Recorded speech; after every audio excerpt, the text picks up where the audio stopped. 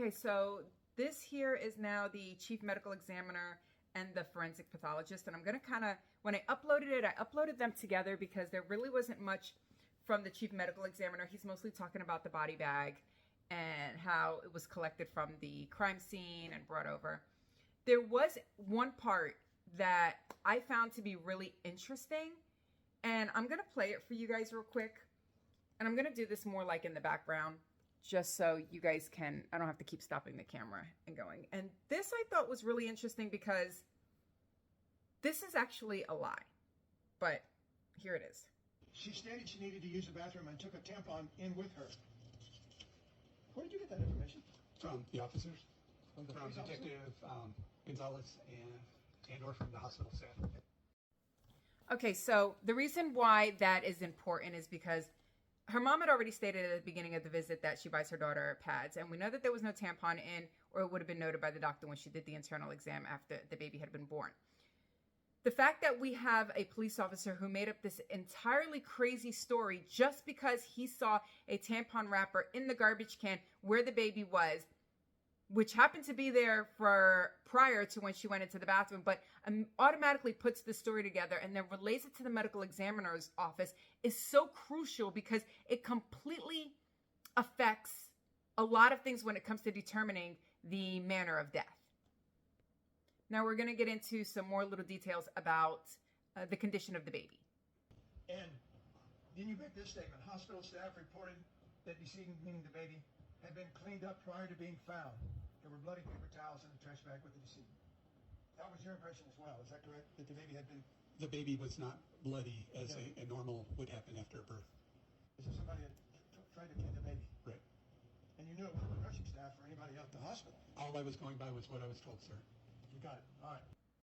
Okay, so I want you guys to remember that part. The baby was cleaned off by nobody else but Alexee. That's going to come into play again later on because Gary Mitchell is going to come out and they're going to discuss how she picked up this baby. She puts the baby somewhere. She cleans the baby off and possibly even attempts to breathe into the baby if he gets the jury to believe that or puts that scenario out there, then there goes their entire cause and manner of death. We're going to get into some more of that. Sure. So this is something that we initially saw on our CT scan that we performed and looked at in the morning. We were able to see air within the lung fields on the CT. And then when we performed our autopsy, they also appeared aerated at that point. However, the CT findings are more specific for that air. So what does that finding mean? So that finding, in the absence of decomposition and resuscitative efforts, that finding indicates that breaths were taken. Okay. And you already said that there were no, or to your knowledge, there were no resuscitation efforts, and you said absent from decomposition. Did you find it?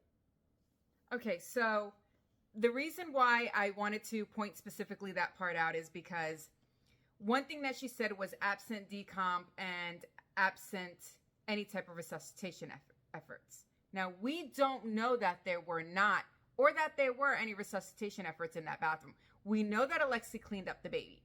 So if she's cleaning up the baby, and then Gary Mitchell makes a statement about that we would be surprised at what she did to try to help the baby, the only logical thing, and something that he's probably going to point out later in court, is that she attempted to breathe into this baby, therefore putting air into the stomach and into the lungs of this baby. And if that is the case, that is how the air got in there. Remember that Alexee, in her utterance, spontaneous utterance, kept saying that the baby was not breathing.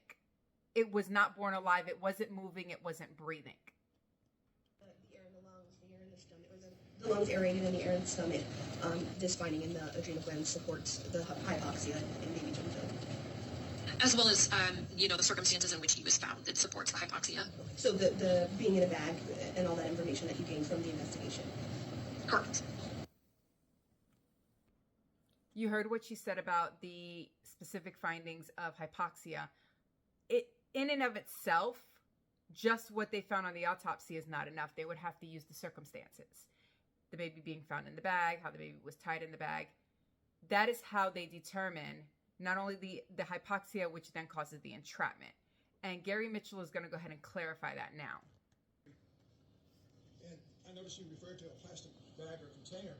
That's because that's the information you received to determine the mechanism of injury. So I did receive that information, but we also received the plastic bag with the decedent. Right. And the plastic bag was open at the time you received it, is that correct? It had been opened at the time we received it, yes. So you don't know yourself what the condition of the plastic bag was earlier, do you? No, I was relying on reports from our investigator and the law enforcement report for that. Exactly. Now, when we talk about entrapment, we can talk about there being other non-homicidal type entrapments. Is that fair? Yes. In other words, other mechanisms that may cut off breathing. Yes. Okay, so now I'm going to break this down and just kind of sum all of this up if I don't sneeze again.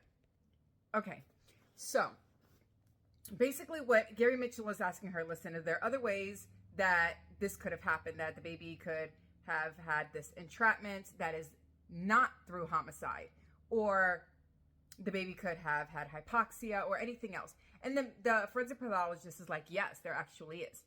And Gary Mitchell then, which I didn't put the recording, but it's in the recording on my YouTube, he starts talking about the umbilical cord being extra long and what that could have done.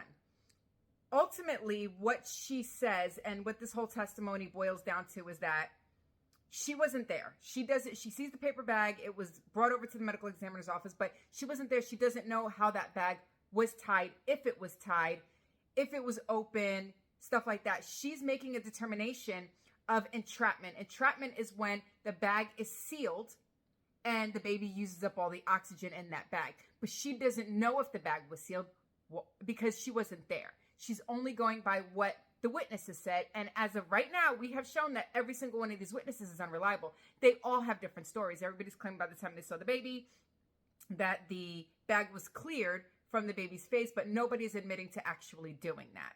Some of them say that the baby was tied up under. Lori says that she lifted it up and the bag just came loose. She says at that point it suctioned to the face, which makes no sense because that means that the baby took a breath then. All of this is unreliable. So, absent that information, without having any witness statements whatsoever, and you just brought this baby over, what they would have had was, let's just say that they did see air in the lungs. They don't know if there was resuscitation efforts from that happened in the bathroom. Even if there was, or even if there weren't, they would not be able to ultimately have the manner of death as homicide, and they wouldn't have been able to put entrapment. Why? Because entrapment was solely based on the information that they received. If they had not received that false information, because right now we can't consider it reliable information, then they cannot determine. Ultimately, what would have been put on this autopsy report is that this baby passed away from, or the manner of death would have been unknown. They may have still had hypoxia. They could have put a couple of different things on there, but as far as the manner, as homicide, it would have been listed as unknown. We wouldn't be here and Alexee wouldn't be charged. Now, in my YouTube channel, there is the entire 5-hour video from beginning to end. You're going to hear the closing statements from Gary, the closing statements from the state. You're going to hear some of the opening stuff. You're going to hear all the stuff that goes back and forth. They play a couple of videos. You can hear those in the background. There's also Detective Gonzalez. There's a lot more to this, but these were the key people. You guys, again, go into my YouTube channel. All of the videos broken down, and then the full one is posted on there.